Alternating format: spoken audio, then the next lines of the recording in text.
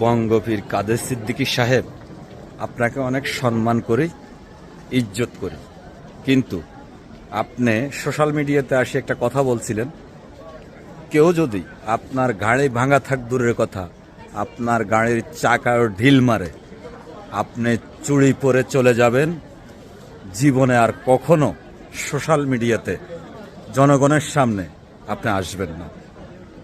এখন আপনার গাড়ি ভাঙা হয়েছে, যদি আপনি ছুঁড়ি পরে চলে না যান, আর কখনো যদি জনগণের সামনে আপনি আসেন, তাহলে কি হবে? তাহলে আমরা ভাববো যে আপনি বঙ্গবীর কাদের সিদ্দিকী মৃত্যুক, আপনার নেতাও মৃত্যু। কারণ আপনি মুসলমান, আপনার মুসলমানের মুখ দিয়ে জবান দিয়ে আপনি বলছেন আপনার গাড়ির চাকায় যদি কেউ ডিলও মারে, তাহলে আপনি চুরি পরে চলে যাবেন, কখনো জনগণের সামনে আসবেন না। এখন আপনি তাই করতে হবে, আপনাকে চুরি পড়তে হবে। আবারও বলছি, যদি আপনি চুরি না পড়েন, তাহলে আপনি মৃত্যুক, আপনার নেতাও মৃত্যুক। মাইন্ডেড।